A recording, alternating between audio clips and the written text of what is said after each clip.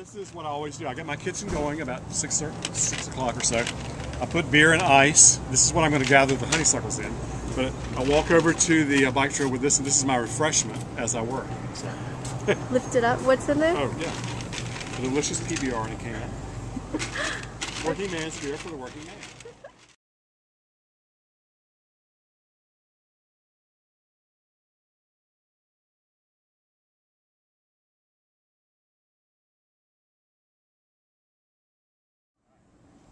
I said, don't get right over. Look out, look out. We have to go right across here.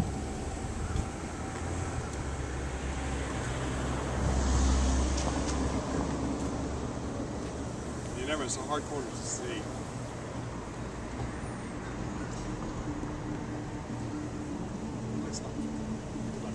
All right, let's go. Let's go.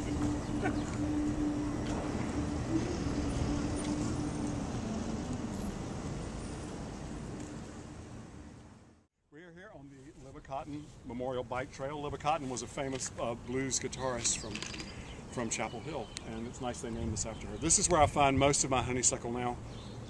It moves around a little bit from year to year, and it has different growing habits according to what the season's been like.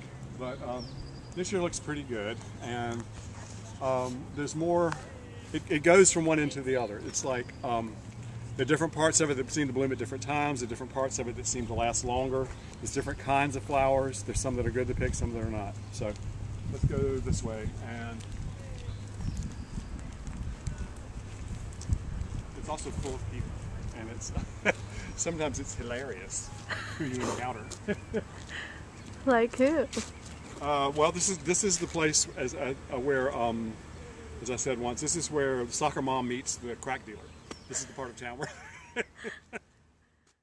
Okay. Right here by this telephone pole, there seems to be a variety that is long-lasting. It's single blooming, meaning it's not a cluster. It's easy to pick, and it has a sturdy neck. And the reason I know all this is because I've picked all kinds at this point, and there's some that bloom in big clusters with lots of leaves in them. They're very difficult because you don't want any leaves in your mix. And they don't want to pull away either. They tend to tear up, whereas these are perfect. And they also bloom the longest right in this spot right here. I'm not sure why. For some reason, this is the path between the universities there and Carrborough is the bedroom community. And people go back and forth all the time. And an unusual number of botanists seem to live in Carrborough, and they're always stopping to tell me that this honeysuckle is invasive and I should pull it up by the roots and all this kind of stuff. I think that's a battle I should have fought long ago. I also like, while we're at it, I love the cement plant across the street. And it's very well landscaped. They have really pretty coral azaleas in the front. And somebody's taken just a little extra care with this cement plant. And I love these trucks and stuff. And when there's a train parked here, I'm really delighted because the trains have wonderful graffiti on them these days. Oh. But there's none here today, unfortunately. Okay. On this telephone pole and then around this corner is the prime one. Actually, excuse me. Take a libation to the honeysuckle, and then this is my reward for all this hopping around and all these ticks and mosquitoes. This is prime. These are two single flowers, the sturdy stem, they don't break, they come away easily. And this is the very best, this is my favorite kind. And I just, Is there a certain time of day to pick these? well, I like it right in the evening when they start to release their fragrance. That's sort of my favorite time to do it. I like to imagine that the flavor is stronger at that time of day because, all of a sudden when the sun goes down you start to smell them.